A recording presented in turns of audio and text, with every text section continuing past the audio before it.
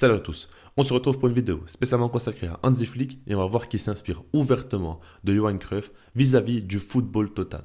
Alors déjà pour ceux qui ne le savent pas, Johan Cruyff évidemment est une personne qui a eu une influence immense sur le football d'un point de vue tactique, mais surtout sur le FC Barcelone. De par les préceptes de jeu qu'il a mis en place, il a accompli énormément de choses, révolutionné la manière de jouer au football tout simplement. Par la suite, énormément d'entraîneurs dont Pep Guardiola et plein d'autres se sont inspirés de lui et ça a été une personne quand même qui a changé énormément de choses. Par rapport à ça, il a mis beaucoup de choses en place. Il a écrit des livres pour expliquer sa façon de voir le football, son style de jeu. Il y a beaucoup d'articles sur Internet que vous pouvez trouver où ça explique un petit peu comment il voit le football ou quelques préceptes de jeu importants. Et il y a notamment une chose ici qui m'intéresse, c'est le football total. Je vais vous expliquer en quoi ça consiste et vous allez voir que c'est des fondamentaux, c'est des choses mises en place par Johan Cruyff qui sont reprises à l'heure actuelle par Hansi Flick. Déjà, le premier point consiste à faire en sorte que tout le monde attaque et tout le monde défend aussi. C'est pour ça qu'on parle de football total, c'est-à-dire que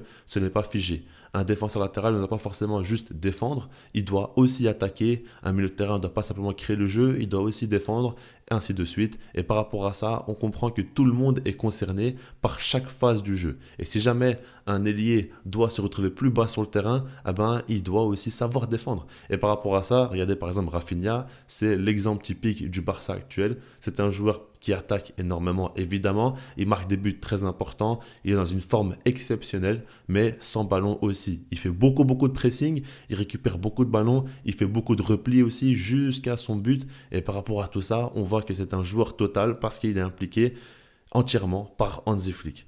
Ensuite, quand on regarde les principes de jeu de Johan Cruyff, il y a un point qui est très important, c'est le fait de mettre en place un bloc compact lorsque l'équipe n'a pas le ballon. Quand on parle de bloc compact, on parle de joueurs assez proches les uns des autres, ok, mais un bloc aussi assez haut sur le terrain.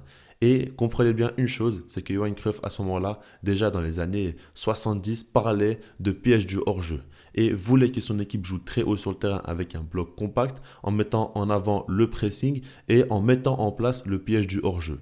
C'est tout ce qu'est en train de faire Hansi Flick. Il répète exactement la même chose, on le voit très bien et donc c'est pour ça que c'est hyper parlant. Et ce qu'il faut bien comprendre, c'est que dans cette idée-là où tu défends assez haut sur le terrain, eh ben, tu pars du principe où tu as une moins grande zone du terrain à défendre. C'est ce que aussi Pep Guardiola a toujours dit, a toujours répété, a toujours mis en avant dans ses équipes. S'il aime autant défendre haut, c'est parce que justement, il aura une moins grande zone du terrain à couvrir parce que lui, il voit plutôt la zone du terrain devant lui que derrière lui parce qu'il veut tout simplement toujours défendre en avançant plutôt que de défendre en reculant et à ce moment-là, tu as une plus grande surface du terrain à devoir défendre. Ça, c'est l'idéologie de jeu du Barça qui a été reprise énormément de fois et on comprend juste que Hansi Flick le fait vraiment de manière très pointue parce qu'il va au bout des choses. Maintenant, selon moi, le point où Hansi Flick propose autre chose que Johan Cruyff, et là il se démarque un petit peu, c'est dans l'utilisation du ballon. On voit que Hansi Flick est un coach qui met quand même en place un football hyper vertical, où il n'hésite pas à jouer des ballons très très longs, et il n'hésite pas aussi à moins construire le jeu. Par exemple, Johan Cruyff aimait beaucoup avoir la possession, aimait beaucoup contrôler le jeu. On sait très bien que l'un des préceptes de jeu de Johan Cruyff aussi est de faire en sorte que son équipe a beaucoup plus le ballon que l'adversaire parce que dans ce sens-là, l'équipe en face sera forcément moins dangereuse si elle n'a pas le ballon. Et donc, il faut priver l'adversaire du ballon. Hansi Flick, lui, ce n'est pas trop comme ça qu'il voit les choses. Il n'hésite pas à laisser le ballon à l'adversaire et à être clinique, en tout cas tout de suite chercher la verticalité lorsque son équipe a le ballon. On a vu face au Bayern Munich des séquences de jeu assez longues quand même où le Bayern a eu la possession, a dominé en tout cas le ballon et par la suite le Barça a simplement joué en contre pendant une certaine période. Ça, on le voit, ça ne le dérange absolument pas et c'est là où pour moi il y a une cassure entre l'idéologie de jeu du Barça de Johan Cruyff notamment et celle de Hansi Flick. C'est là où il apporte une vraie différence et pour moi, si tu veux vraiment être compétitif, pas forcément à long terme, mais en tout cas sur une séquence, on va dire, assez longue.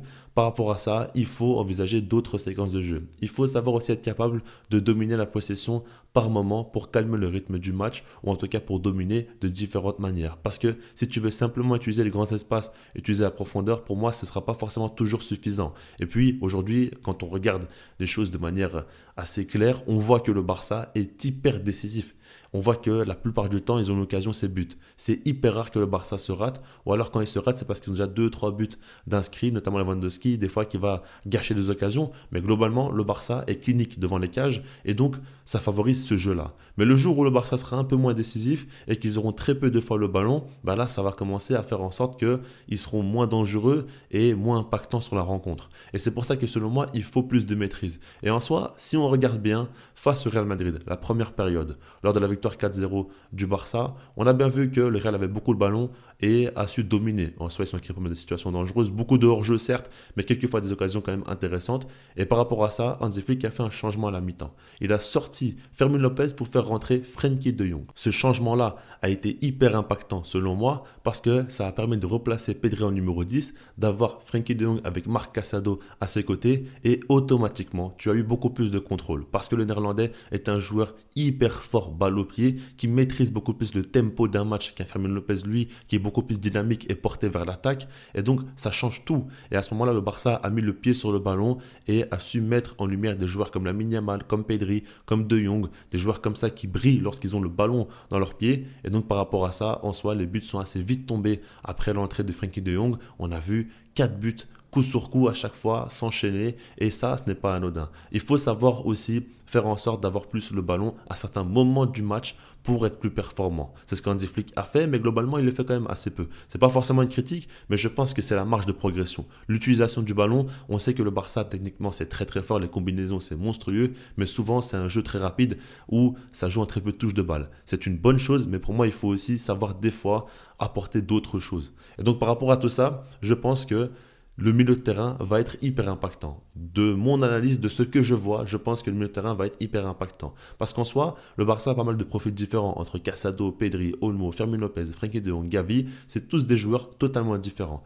Et par rapport aux joueurs qu'Hansi Flick va choisir, ça va dicter un peu le tempo du match. Si jamais il veut vraiment un jeu hyper explosif, il met Dani Olmo au poste de numéro 10, tu sais très bien qu'il va attaquer. Après, ce qui est bien, c'est que c'est un joueur hyper complet. Il peut aussi contrôler le jeu, mais globalement, c'est un joueur porté vers l'attaque. Il peut mettre aussi un gars comme Gavi qui va être assez explosif, Casado aussi, des joueurs comme ça. Et là, vraiment, tu vas mettre une grosse intensité et tu vas percuter. Mais si tu veux plus de contrôle, tu as des joueurs comme Pedri, comme De Jong aussi qui peuvent faire beaucoup de bien. Et donc, par rapport à ça, il faudra réfléchir, faire les bons choix vis-à-vis de l'adversaire et même les bons changements au bon moment pour mettre en avant les qualités de l'équipe et pour être plus complet au fur et à mesure de la saison. Par rapport à tout ça, ce qui me fait plaisir, c'est que je trouve qu'aujourd'hui, les joueurs du Barça sont quand même à un très haut niveau. Quand on regarde Marc Casado, ce qu'il propose, c'est phénoménal. Son match face au Bayern, son match face au Real Madrid, c'est exceptionnel. Quand tu regardes Pedri, le niveau qu'il a à l'heure actuelle, c'est phénoménal. De Jong qui revient, évidemment, il va faire beaucoup de bien. Il a été énormément critiqué. Mais j'ai toujours dit que De Jong est un très grand joueur. Il ne faut pas mépriser son talent parce qu'il n'est pas du même rang que les autres. Et s'il est mis en avant par le système de l'entraîneur, il va faire d'énormes dégâts. Et puis Dani Olmo, c'est un joueur, lorsqu'il ne se blesse pas, c'est de la folie. Vraiment ce qu'il propose sur le terrain. Fermin Lopez aussi est très très fort. Il y a beaucoup de qualité au milieu de terrain, il y a de quoi faire. Très clairement, il y a vraiment de belles choses à faire. Et donc Hansi Flick a la matière pour être compétitif tout le long de la saison. On a hâte de voir. En tout cas, ce qui me fait plaisir, c'est qu'il s'inspire ouvertement de Johan Cruyff. Il va au bout de ses idées. Et en soi, il est tout de même un petit peu à contre-courant de ce qui se fait dans le football moderne. Parce que globalement, quand on regarde dans le football moderne, on a des phases de jeu où tu défends en bloc bas, des phases de jeu où tu joues beaucoup plus haut sur le terrain. Regardez par exemple même Guardiola, CMI, lui aussi, des fois, il n'hésite pas à défendre en bloc bas et à renier un petit peu quelques principes de jeu qu'il a toujours mis en avant. Hansi Flick, lui, va à 100% dans les idées de Johan Cruyff avec ce football total où tu assumes une grosse prise de risque. Maintenant, par rapport à ça, il va falloir que les joueurs soient aussi performants qu'ils le sont à l'heure actuelle jusqu'au bout de la saison. Parce que c'est une idée de jeu où ils doivent être cliniques. Ils doivent tout simplement réussir à concrétiser leur temps fort constamment. Pour l'instant, ils le font, mais le jour où ce sera un peu plus compliqué, ça va faire très mal à toute l'équipe et ça va perdre du sens à tout le système. Donc par rapport à ça, c'est important de garder la confiance, garder aussi le niveau de performance des joueurs pour être compétitif très longtemps. Et tout ça, on va l'observer de très près. C'est ça de suite, sinon moi je vous dis peace.